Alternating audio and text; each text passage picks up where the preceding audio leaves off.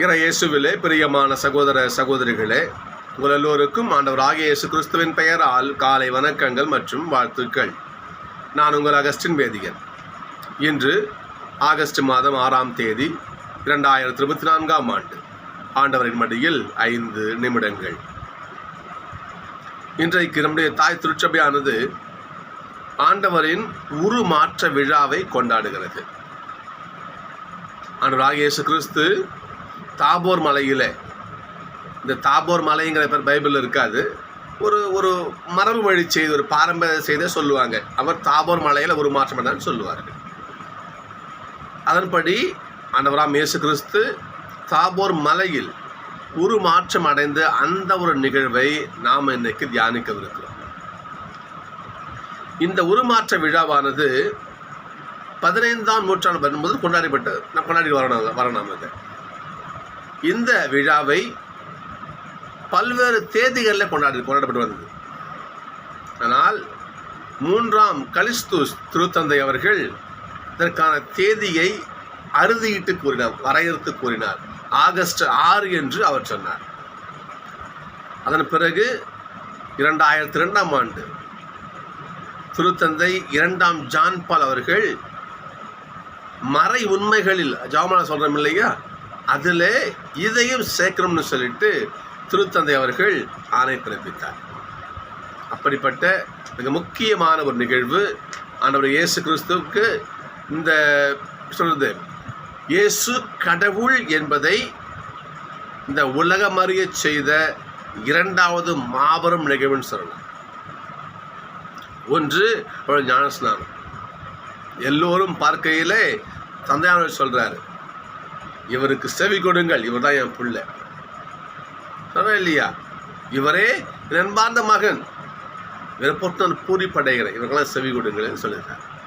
வெளிப்படையாக ஆண்டுடைய இறைத்தன்மை வெளிப்படுகின்ற முதல் நிகழ்வு அது. 2வது இந்த உருமாற்ற நிகழ்வு. கடவுள் இறைமகன் இயேசு தான் இறைவன், 2ஆம் ஆளாகிய சர்வேஸ்வரன் என்பதை இந்த உலகத்துக்கு மெய்ப்பித்து காட்டிய 2வது ஒரு நிகழ்வு இது. இதை 3 பேரும் பார்க்குறாங்க. ராயப்பர், அருளப்பர், 3 பேர் பார்க்குறாங்க. பார்த்துட்டு அது யோசிச்சு பாருங்க பாப்போம். இறை வாக்குக்கு முதலாம் அவர் எலியா, சரிங்களா? திருச்சட்டத்திற்கு முதலாம் மார்க்கான மோயிசன். இங்கே திருச்சட்டத்திற்கு முதல் ஆளான மோசேவும் இறை வாக்குகளுக்கு முதல் நபரான எலியாவும் 2 பேரும் நிற்கிறாங்க. மத்தியிலே இறைவன் இருக்கிறார். இறை வாக்குகையும் திருச்சட்டத்திற்கும் ஒரு இணைப்பாளர் சொல்ல முடியாது, 2ஐயும் நிறைவேற்றுகின்றவராக அப்படி சொல்லலாம். இயேசு அங்கே தன்னை வெளிப்படுத்துகிறார். சொல்லுங்க, அந்த இடம் ஒரு விண்ணக அனுபவமாக பேதுரு பார்க்கிறார். சொல்ற பாருங்க, ஏசப்பா மோசேவுக்கு ஒன்றும் எலியாவுக்கு ஒன்றும், சரிங்களா, உங்களுக்கு ஒன்றுமாக 3 கூடாரம் அமைக்கட்டுமா, நம்ம இப்படி இருந்துடலாமா? அதான் இறை அனுபவம். கடவுளை இல்லையா ஒரு சொல்றது அந்த அந்த அந்த இறை அனுபவத்துக்குள்ளேயே இருக்கிறது. பேர் சொல்ல பாருங்க, நம்ம இங்கேயே இருந்துடலாமா? அந்த அனுபவத்திலேயே அது விண்ணக அனுபவம் அது இல்லையா. கடவுள் இருக்காரு, அவனுடைய வார்த்தை, அவனுடைய சட்டம் அனைத்தும் ஒருங்கே அமைந்த ஒரு இடம் அது. அப்போ விண்ணகம் அது.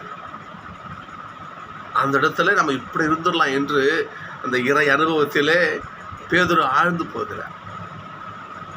2ஆம் வாசகம் பாருங்க பாப்போம். இன்னைக்கு 2ஆம் வாசகத்தில், அதாவது யூதர்களுக்கு ஒரு பழக்கம் உண்டு. அவங்க சாட்சியம் கேட்பாங்க, மற்றபடி நாங்கள் நம்ப மாட்டாங்க. அவங்கெல்லாம் சாட்சி என்ன அப்படின்னு கேட்பாங்க. ஒரு அடையாளம் அற்புதம் செஞ்சு காட்டணும், அப்போ தான் அவங்க நம்புவாங்க. இது யூதர்களுக்கான ஒரு ஒரு பழக்கமாகவே இருந்துச்சு வச்சுங்களேன். அதான் கொரிந்தியரில் நினைக்கிறேன் ஒரு பவுல் சொல்லுவார், கிரேக்கர்கள் ஞானத்தை தேடுகிறார்கள், யூதர்கள் அரும் அடையாளங்களை தேடுகிறார்கள். நாங்களோ சிலுவையில் அறையுண்ட இயேசுவை தேடுகிறோம் சொல்லுவாங்க. ஏன் சொல்கிறேன்னா, யூதர்கள் அடையாளம் காட்டணும் அவங்களுக்கு. அப்போ ஒரு மேஜிக் பண்ணி காட்டினா அவங்க நம்புவாங்க. ஏசப்பட்ட கேட்பாங்க இல்லையா, நீர் தான் மெஸ்ஸியானா என்ன அடையாளம் சொல்கிறீங்க, செஞ்சு காட்டுங்க. ஏசப்ப சொல்லுவார் பாருங்க, யோனாவின் அடையாளத்தை தவிர வேறு எதுவும் கிடையாது. யோனா எப்படி 3 நாள் மீன் வயிற்றிலிருந்து வந்தாரோ, அதே போல் இந்த மானிட மகன், இந்த மெஸ்ஸியா 3 நாட்கள் இந்த மண்ணுக்குள்ளேருந்து, கல்லறைக்குள்ளேருந்து வெளியே வருவார். அந்த அடையாளத்தை கொடுப்பார். ஏன் சொல்கிறேன்னா, அவர் அவசியம் நம்ப மாட்டாங்க. சாட்சி என்னன்னு கேட்பாங்க. அந்த சாட்சியைத்தான் இங்கே பேதுரு சொல்கிற பாருங்க. இங்கே அற்புதமான ஒரு காட்சிங்க. காட்சியில் சாட்சியம்னு சொல்கிறேன், காட்சியில் ஒரு சாட்சி சொல்லுவீங்க. வாசிக்கலாமா அதை பாருங்க, பார்ப்போம்.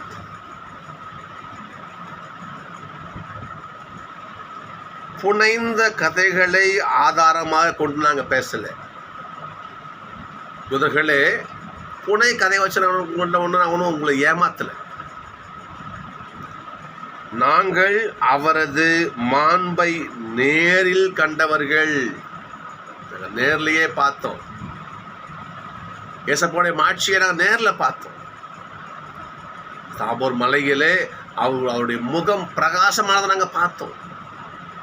நான் உங்களை சும்மா கதை சொல்லி உங்களை நம்ப வைக்கிறேன்னு சொல்ல, நாங்கள் நேரில் பார்த்த சாட்சி. நாங்கள் பேதுருடைய வார்த்தை பாருங்க பார்ப்போம்.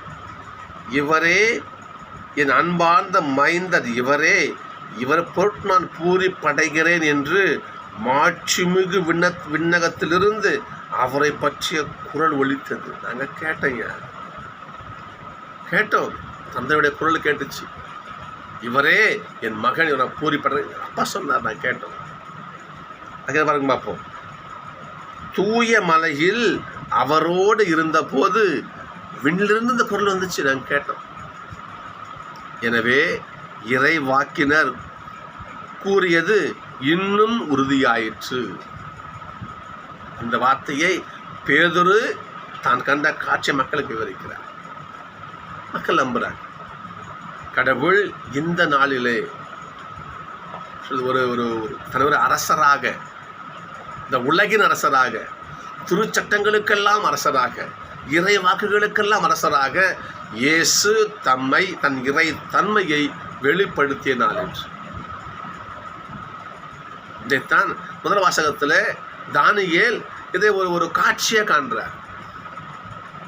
ஒருவர் வந்தார், சிம்மாசனத்தில் அமர்ந்தார். அந்த விண்ணக காட்சியை தானியேல் விளக்குகிறார். ஏனென்றால் அந்த அரசர் இந்த உலகின் அரசர், இந்த உலகின் அரசர். அவர் இந்த உலகை ஆட்சி செய்கிறவர். அவரன்றி இந்த உலகு யாராலும் ஆளப்படாது. இதைத்தான் இன்றைக்கு திருப்பாடல் நம்ம வாசிக்கிறோம். இன்றைக்கு திருப்பாடல் 97. திருப்பாடல் 97 வாசிக்கிறோம் பாருங்க பார்ப்போம். ஆண்டவர் ஆட்சி செய்கின்றார், உலகனைத்தையும் ஆளும் உன்னதர் அவரே. இது பல்லவியாக தான். அந்த கடவுளுடைய இறைத்தன்மையை, மாட்சிமையை என்பிக்க மக்களுக்கு எடுத்து காட்ட ஏசப்பா உருமாறினாள் என்று இன்னும் சொல்ல பாருங்க பார்ப்போம். சீடர்களே, இந்த காட்சியை நான் இறந்து உயிர்த்து வரும் வரை அப்படி சொல்லக்கூடாது, நாகண்டையும் சொல்லக்கூடாது என்று அவர் கட்டளை போடுறாருங்க. சகோதரர்களே, ஏசப்பா அன்னைக்கு தன் இறை தன்மையை வெளிப்படுத்த தோற்றம் மாறினார், உருமாறினார். ஆனால் இன்றைக்கு நாம் நிறைய உருமாறுறோம். நாம் எப்படிப்பட்ட உரு தெரியுங்களா? சிந்திச்சு பார்க்கணும். ஆளுக்கு தகுந்தாற் போல நம்ம என்ன பண்ணுறோம்? உரு மாறிக்கொண்டே இருக்கிறோம். நம்ம தூய பவுல் சொல்லுவார், நான் யூதருக்கு யூதரான், கிரேக்கனுக்கு கிரேக்கனான். சொல்ல இல்லையா? நான் எல்லோருக்கும் எல்லாம் ஆவேன். எதுக்காக? அப்படி நான் ஆவதால் உங்களை எல்லாம் மீட்டு ஆண்டவர் பாதத்திலே சேர்ப்பதற்காக நான் எல்லோருக்கும் எல்லாம் ஆனேன்னு பவுல் சொல்லுவேன். அது ஒரு வகையில் ஒரு மாற்றம் தான். நான் யூதருக்கு யூதரான நான் அவங்களாகவே மாறி அவங்க ஏசப்பரை கொண்டு வந்து சேர்த்தேன். கிரேக்கருக்கு கிரேக்கரை போல ஆனேன். அவங்க கிரேக்கர் மக்கள் நான் பழகி அவங்க கொண்டு என்ன பண்ண ஆண்டு பாத்திரம் சேர்த்தேன். நன்மைக்காக உருமாறலாம், தப்பு கிடையாது. ஆனால் தீமைக்காக ஒரு உருமாற ஒரு விலங்கு சொல்லுவாங்களே, பச்சோந்தி. பச்சோந்தி எங்கே இருக்கிறதோ அதை போல மாறி அந்த மாதிரியான உருமாற்றம், தீமைக்கு வழிவகுக்கின்ற உருமாற்றம் நமக்கு அவசியம் இல்லை. சகோதரர்களே, அந்த மாதிரி உருமாற்றத்தை நாம் கொள்ள வேண்டாம். ஏசப்பா தன்னுடைய இறைத்தன்மையை தன்னைத்தானே வெளிப்படுத்தினார். அவர் வேஷம் போடல. இந்த காலத்தில் பாருங்க பார்ப்போம், ஒரு மனிதன் எத்தனை வேஷம் போடுறான். அப்பா கிட்ட ஒரு வேஷம், ரெண்டு முகம் இருக்கு இல்லையா? இது ஒரு முகம், அது ஒரு முகம். ஃப்ரெண்டு கிட்ட எவ்வளவோ அடுக்கிக்கிட்டே போகலாம். இதை போல பல உருவங்களை, உருமாற்றங்களை நம்ம என்ன பண்ணுறோம்? செஞ்சுக்கிட்டே இருக்கிறோம். நிறுத்துவோம் அதை, நம்ம நிறுத்துவோம் அதை. அப்படி நம் உருவத்தை மாற்றி மாற்றி தீய வழியில் பயன்படுத்த மெய்யான உருவத்தை கொண்டு நல்வழியில் பயணித்தால் அந்த வாழ்க்கை ஏசப்பா உட்கார்ந்த வாழ்க்கையாக நிச்சயமாக இருக்கும். சகோதரர்களே, கடவுள் எவ்வாறு தான் என்பதை உருமாற்றம் செய்து எந்தித்து காட்டினார். இப்போ நாமும் யார்? கடவுளுடைய பிள்ளை. அதை என்பிப்போம். இன்றைக்கு எவ்வளவோ, அதை எப்படி சொல்கிறது? அது இன்னைக்கு ஒரு மாதிரி பேச்சு, நாளைக்கு ஒரு மாதிரி பேச்சு கேட்டால் அது இன்னும் ஒரு நகைச்சுவை சொல்லுவாங்க இல்லையா? மன்னா அது போன மாதம் மன்னா, அது போன மாதம், இது இந்த மாதம் நகைச்சுவை சொல்லுவார்கள். அப்படி இல்லாமல் நாம் என்றைக்கும் ஆண்டவருடைய பிள்ளைகளாக உருமாறாமல் இருந்து அவரை மகிமைப்படுத்துவோம். ஒரே ஒரு நிகழ்ச்சியில் நிறைவு செய்கிறேன். எனக்கு தெரிந்த ஒரு சகோதரி, அவங்க பிள்ளைக்கு உடம்பு சரியில்லைன்னு சொன்னாங்க. நான் அன்பியத்துக்கு போகும் பொழுது, ஆனால் அப்போ அன்பியத்தில் என்ன பண்ணோம்? எல்லோரும் முழந்தால் படிக்கிட்டு திருவிவிலியத்தை அந்த பிள்ளையோட தலைமையில வைத்து அந்த பிள்ளைக்காக ஜெபித்தோம். இந்த வார்த்தையான இறைவன் அந்த பிள்ளைக்கு நல்ல ஒரு உடல் சகோதரம் தியானித்தோம். என்ன பண்ணோம்? பிள்ளைங்க ஜெபித்தோம். அதோட இடத்துல குழந்தைங்களுக்கு ரொம்ப காய்ச்சல் அதிகமாக இருக்குது. என்ன பண்ணுங்க, நாங்கள் பிள்ளைங்க ஜெபித்திருக்கிறோம். நீங்கள் என்ன பண்ணுங்க, நாளைக்கு போயிட்டு ஆஸ்பத்திரிக்கு போங்க, அங்கே போயிட்டு என்ன மருத்துவமாக செய்யுங்க அதுன்னு சொல்லி நாங்கள் அந்த பிள்ளைங்களுக்கு நல்லா சுலுவப்படுத்த பிள்ளை அனுப்பிச்சி வச்சோம். அடுத்த மாதிரி நான் கேள்விப்பட்டேன், பிரதர் நீங்கள் அந்த சகோதரி நம்ம இன்றைக்கி அன்பியத்தில் நம்ம ஜபம் பண்ணி அந்த பிள்ளைக்கு அனுப்பிச்சி வச்சோம் இல்லையா, அந்த சகோதரி ஏதோ ஒரு சாமி பேரை சொல்லி அந்த கோயிலில் போயிட்டு மந்திரிச்சுக்கிட்டு வராங்க அவங்க என்று சரி, நான் கேட்டுட்டு அமைதியாக இருந்துட்டேன். சரி, ஓகே. அடுத்த அன்பியத்துக்கு போனேன். அவங்க அப்படி எதுவுமே தெரியாதப்போ வந்து அன்பியத்தில் உட்காந்து அவங்க திரும்ப ஜெபிக்க ஆரம்பித்தாங்க. சகோதரர்களே, ஒரே முகமாக இருப்போம். அதன் ஆண்டவருக்கு அதான் இருப்போம். உருமாற்றம் அடைய வேண்டாம். என்ன நேர்ந்தாலும் கடவுளுக்கு நன்றி சொல்லணும்னு பைபிள் சொல்லுது. என்ன நேர்ந்தாலும் என்ன நடந்தாலும் ஏசப்பா பாதம் தான் எனக்கு என்று அவருடைய பாதத்தை பற்றினால் நமக்கு நிச்சயம் அனைத்திலிருந்தும் விடுதலை உண்டு. இது சத்தியம். எனவே நாம் கடவுளுக்கு எதிராக ஒரு முகம், அப்படி விளங்கினா இன்னொரு முகம் வேண்டாம். அந்த உருமாற்றம் நமக்கு தேவை கிடையாது. சரிங்களா? இப்படி உருமாறி நாம் நம்மையே ஏமாற்றிக் கொள்கிறோம், ஆண்டவரையும் ஏமாத்துறோம். இல்லை, அப்படிதான் சொல்லணும். நம்ம இப்படிப்பட்ட உருமாற்றங்களை செய்யாமல் என்னப்பா ஏசப்பா நான் ஒரு பாதத்தில் உட்காரேன் என்று நம்முடைய முகத்தை ஆண்டவர்கிட்ட காக்கணும். நிச்சயமாக ஆண்டவர் நமக்கு என்ன தேவை கொடுப்பார். சகோதரர்களே, நம்முடைய உருமாற்றம் நன்மைக்காக இருக்கட்டும், தீமைக்காக இருக்கவே வேண்டாம்.